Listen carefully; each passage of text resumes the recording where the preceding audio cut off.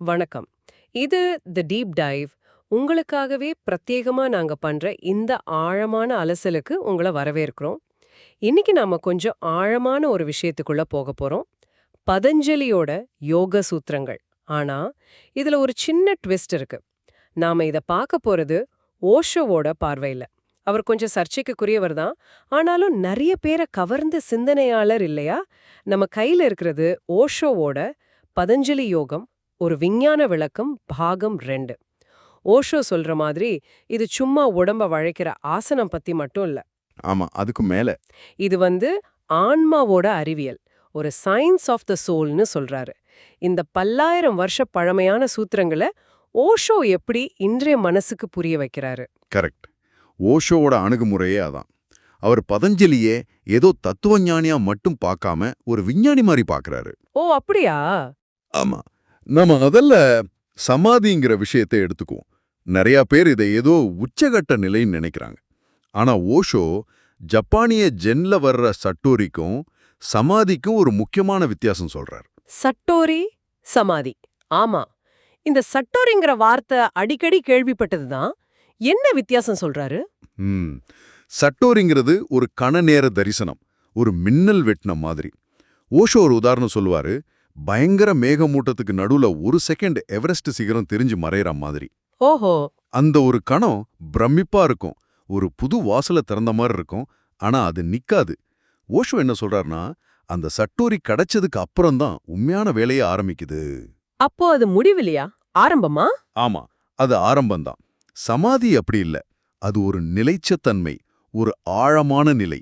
அப்போ சட்டோரிங்கிறது ஒரு ஜன்னல் வழியா பாக்குற மாதிரி, சமாதிங்கிறது அந்த ரூம்குள்ளேயே இருக்கிறது மாதிரிங்களா? ஆமா, கிட்டத்தட்ட அப்படி சொல்லலாம். அந்த சமாதியிலேயே ஓஷோ பதஞ்சலிய வச்சு 2 முக்கிய ஸ்டேஜ் சொல்றாரு. முதல் இது சம்பிரஞாத சமாதி. சம்பிரஞாத சமாதி. இதுல நம்ம கிட்ட இருக்கிற நெகட்டிவ் விஷயங்கள், தப்பு நாம நினைக்கிறதெல்லாம் போயிடும். மனசுல இருக்கிற வேண்டாங்கிற அம்சம் போயிடும். ஆனா இது போதாது. எதிர்மறை போனா பத்தாதா? அதுவே பெரிய விஷயம் தானே. அது ஒரு முக்கியமான படிதான், இல்லன்னு சொல்லல. ஆனா ஓஷோ என்ன சொல்றாருன்னா, அடுத்த படி இருக்கு. அது அசம்பிரஞாத சமாதி. அசம்பிரஞாத சமாதி. இங்கதான் ட்விஸ்ட்.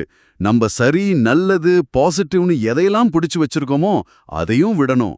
ஏன், கடவுளுங்கிற கான்செப்டையும் கூட. என்னது, கடவுளையேவா? இது கொஞ்சம் எப்படி சொல்றது, ரொம்ப தீவிரமா இருக்கே. ஓஷோ இதுக்கு என்ன காரணம் சொல்றாரு? இங்கதான் ஓஷோவோட பார்வை ஆழமா இருக்கு. அவர் சொல்றாரு, நல்லதுக்கு அர்த்தமே கெட்டது இருக்கிறதால தான், வெளிச்சம் தெரியறதே இருட்டு இருக்கிறதால தான். சரி. கடவுள்ங்கிற கருத்து சாத்தான்கிற கருத்துக்கு எதிரா நிக்குது. ரெண்டும் ஒன்னோட ஒன்னு சம்பந்தப்பட்டது. உண்மையா விடுதலை அடையணும்னா இந்த நல்லது கெட்டது, கடவுள் சாத்தான்னு ரெண்டா பாக்குற தன்மையை தாண்டணும். ஓ, அப்போ நல்லது கடவுள்னு பிடிச்சு வச்சிருக்கிறதையும் விட்டாதான் அந்த 2 மற்ற நிலை வருமா? ஆமா, அதுக்கப்புறம்தான் கடைசி நிலை, நிர்பீஜ் சமாதி. அதாவது விதையே இல்லாத சமாதி. எந்த ஒரு பாதிப்பும் பதிவும் இல்லாத முழுமையான விடுதலை. எல்லா அடையாளங்கள், கருத்துகள் இதிலிருந்தெல்லாம் விடுபடுறது. இதுதான் பிறப்பிறப்பு வட்டத்திலிருந்து விடுதலைன்னு சொல்றாங்களா? ஆமா, புத்தர், மகாவீரர் மாதிரி ஞானிகள் அடைஞ்ச நிலை இதுதான். இது ஏதோ சமூக கட்டுப்பாட்டிலிருந்து விடுபடுறதில்ல, நம்ம இருப்போட அடிப்படையான சுழற்சியிலிருந்தே வெளியே வர்றது. ஆசைகளோட விதம் முழுசா எரிஞ்சு போன நிலை அது. சரி, இந்த உன்னத நிலையை அடைய வழி என்ன?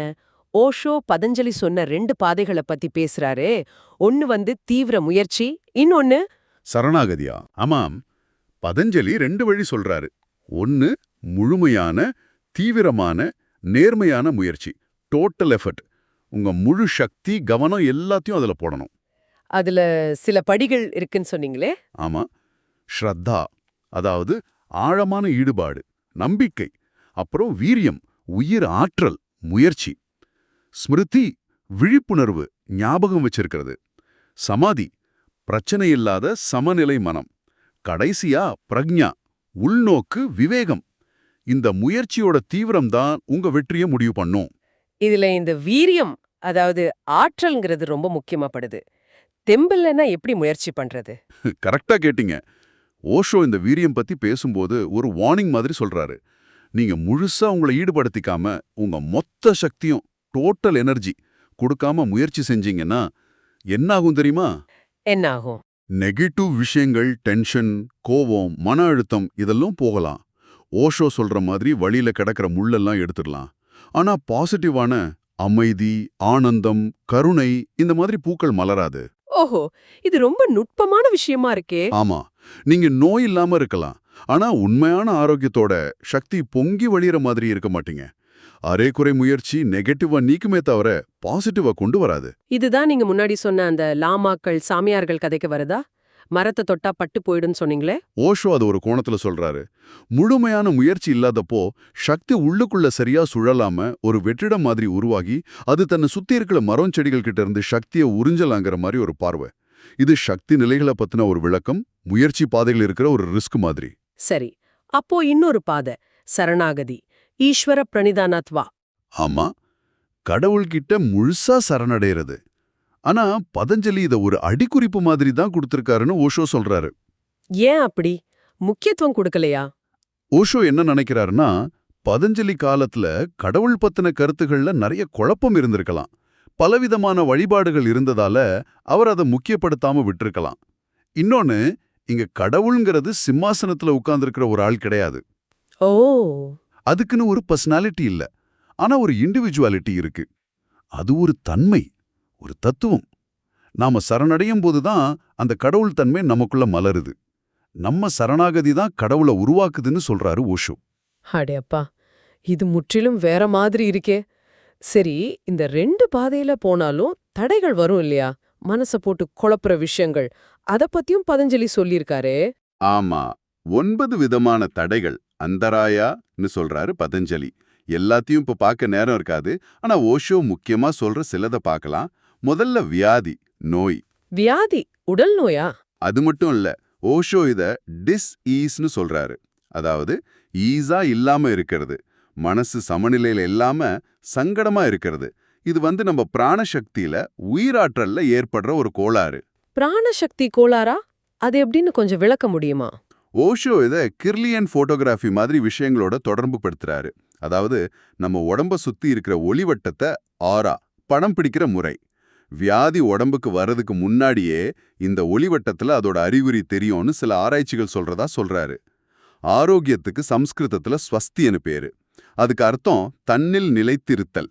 ஆரோக்கியமா இருக்கிறவங்க சக்தி நிறைஞ்சவங்களா, அன்பை பகிர்ந்துக்கிறவங்களா இருப்பாங்க. தேவைக்காக உறவை தேட மாட்டாங்க. ஓகே, அடுத்ததா சம்சயம், சந்தேகம். இதுவும் பெரிய தடங்களா? ஆமா, சம்சயம்னா நம்பிக்கை இல்லைன்னு அர்த்தம் இல்ல. இது ஒரு மாதிரி முடிவெடுக்க முடியாத நிலை, நிச்சயமற்ற தன்மை, எந்த பக்கம் போறதுன்னு தெரியாம நடுரோட்ல நிக்கிற மாதிரி. அப்படியா? ஆமா, இது மனசோட சக்தியை அப்படியே செதறடிச்சிடும். எதையுமே செய்ய விடாது. இதுவா அதுவான்னு ஒரு குழப்ப நிலை. ஆன்மீக பயணத்துக்கு இது ரொம்ப ஆபத்தானதுன்னு ஓஷோ சொல்றாரு. சரி, அப்புறம் மயக்கம்னு ஒன்னு சொன்னீங்களே, பிராந்தி தர்ஷனவா? திறந்த கண்ணோட கனவு காண்றது மாதிரின்னு சொன்னீங்க. ஆமா, மிகச் சரியா சொன்னீங்க. இது ஒருவித மாயத் தோற்றம். இப்போ ஒரு பொண்ணை பார்க்கறோம், அவங்க பேரழகியா தெரியறாங்க. ஆனா அது உண்மையிலேயே அவங்களோட அழகா இருக்கணும்னு அவசியம் இல்ல. அப்ப அது என்ன? நம்மளோட அடக்கி வச்ச பாலியல் உணர்வோட வெளிப்பாடா இருக்கலாம். நம்ம கற்பனையா இருக்கலாம். கொஞ்ச நாள் கழிச்சு பார்த்தா அதே பொண்ணு சாதாரணமா தெரியலாம். காதலர்கள் இப்படிதான் ஒருத்தரை பத்தி இன்னொருத்தர் மாயையை உருவாக்கிக்கிறாங்கன்னு ஓஷோ கொஞ்சம் கிண்டலா சொல்லுவாரு. இது விஷயங்களை உள்ளது உள்ளபடி பார்க்க விடாது. இந்த தடைகளை எல்லாம் தாண்டி போக என்ன வழி? ஓம் மந்திரம் பத்தி சொன்னீங்களே, அது எப்படி உதவும்? மனம், ஆசை, உடல் தேவையெல்லாம் அடங்கி உள்ளுக்குள்ள ரொம்ப ஆழமான அமைதி வரும்போது பிரபஞ்சத்தோட ஒரு அடிப்படை சத்தம் கேட்கும். அதுதான் ஓம், அதாவது பிரணவம்னு பதஞ்சலி சொல்றாரு. ஓஷோ என்ன சொல்றாருன்னா, இது எந்த மதத்துக்கும் சொந்தமானதில்ல. ஓஹோ, இஸ்லாமியர்கள் சொல்ற ஆமென், பார்சிகள் சொல்ற அஷா மசாதா எல்லாமே இந்த ஓங்காரத்தோட வேற வேற ரூபம்தான். இது பிரபஞ்சத்தோட இசை. பதஞ்சலி இந்த தடைகளை நீக்க ஓம் மந்திரத்தை உச்சரிக்கவும் தியானிக்கவும் சொல்றாரு. ஆனா ஓஷோ மகேஷ் யோகியோட டிஎம் மாதிரி சும்மா சொல்றது மட்டும் பத்தாதுன்னு சொல்றாரே, என்ன வித்தியாசம்? சொல்றது மட்டும் பத்தாது. அது வேணும்னா மனசுக்கு ஒரு தற்காலிக அமைதி கொடுக்கலாம், நல்ல தூக்கம் வரலாம். ஆனா அது தியானம் ஆகாது. அப்போ எப்படி செய்யணும்? பதஞ்சலி சொல்றது தத் ஜபஸ்தத் அர்த்தபாவனம். அதாவது அதை சொல்லணும், அதே சமயம் அதோட பொருளை உணர்ந்து தியானிக்கணும். சரியான முறையில விழிப்புணர்வோட செய்யும்போது ஓங்கிற ஒளி உங்க உடம்ப நல்ல ஓய்வு நிலைக்கு கொண்டு போகும். ஆனா உங்க விழிப்புணர்வு கீழே இறங்காது. அது மேல் நோக்கி உலர் உணர்வு நிலைக்கு போகும். ஓ, உடல் அமைதியா இருக்கும், ஆனா உணர்வு விழிப்பா இருக்குமா? அதேதான். உடல் ஒரு பள்ளத்தாக்கு மாதிரி அமைதியாயிட, நீங்க ஒரு மலை உச்சி மாதிரி விழிப்பா இருப்பீங்க. ஓஷோ சொல்றாரு, இது உடம்புக்குள்ள ஒரு சிவலிங்க வடிவத்துல சக்தி ஓட்டத்தை உருவாக்குது. இது ஸ்தியானான்னு சொல்ற மனச்சோர்வு மந்த நிலையை நீக்குது. அப்போ இந்த உள்முக பயணம்ங்கிறது ரொம்ப நுட்பமான விஷயமா தெரியுது. இதுக்கு ஒரு வழிகாட்டி, ஒரு குரு கண்டிப்பா தேவைன்னு ஓஷோ சொல்றதுக்கு இதுதான் காரணமா? நிச்சயமா. குருவோட பங்க ஓஷோ ரொம்ப ரொம்ப முக்கியமா சொல்றாரு. குறிப்பா அந்த சட்டோரின்னு சொன்னோம்ல, அந்த கணநேர தரிசனம் கிடைச்சதுக்கு அப்புறம் குருவோட தேவை ரொம்ப அதிகம்ங்கிறாரு. ஏன்? ஏன்னா குரு வெறும் ஆசிரியர் இல்ல, டீச்சர் அறிவோட மூளையோட வேலை செய்யறவர். ஆனா குரு அப்படி இல்ல, அவர் உங்க முழுமையோட வேலை செய்யறவர். ஓஷோ சொல்ற ஓமைப்படி குரு உங்களை வேரோட பிடுங்கி நல்ல வளமான வேறொரு மண்ணுல நடுற மாதிரி. அது ஒரு மறுபிறப்பு மாதிரி. குருமார்களுக்கெல்லாம் குரு அப்படின்னு ஒரு விஷயமும் சொன்னீங்கல்ல, அது என்ன? ஆமா, அது பதஞ்சலி சொல்ற ஆதிகுரு. காலம் இடம் எல்லாத்தையும் தாண்டி இருக்கிற அந்த இறை உணர்வு. அதுதான் ஓம்னு சொல்றோம். அந்த முதல் குரு தான் எல்லா குருக்களுக்கும் மூலம்.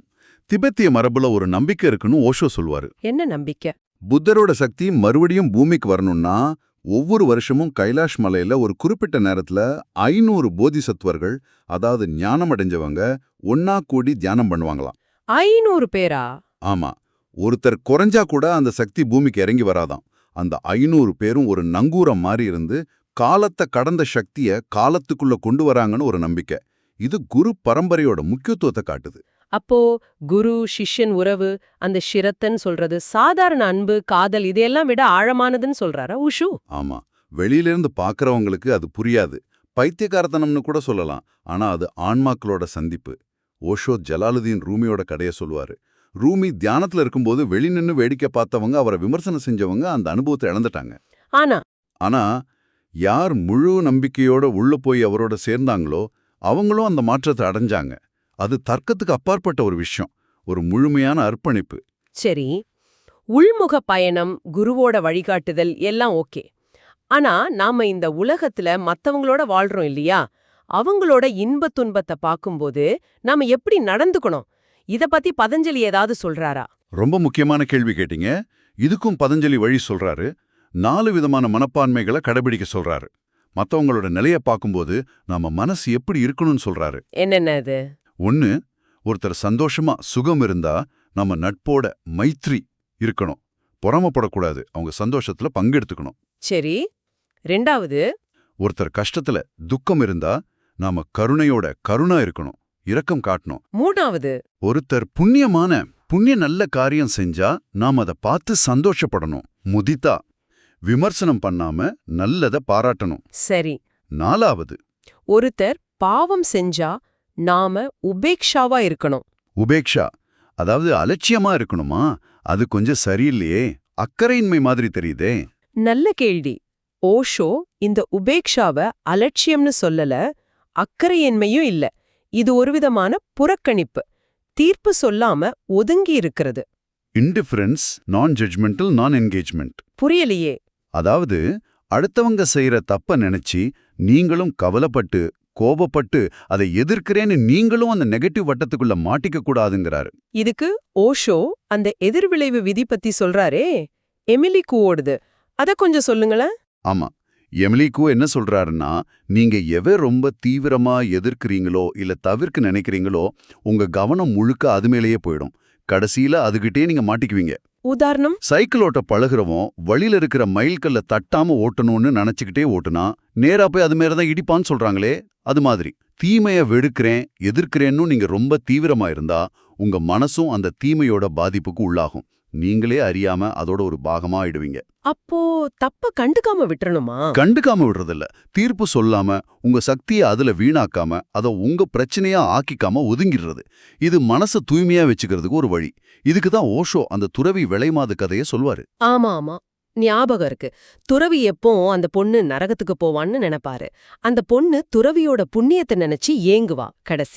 கடைசியில துறவி நரகத்துக்கும் அந்த பொண்ணு சொர்க்கத்துக்கும் போவாங்க. ஏன்னா அவங்க கவனம் எது மேல இருந்துச்சோ அதுவாயிட்டாங்க.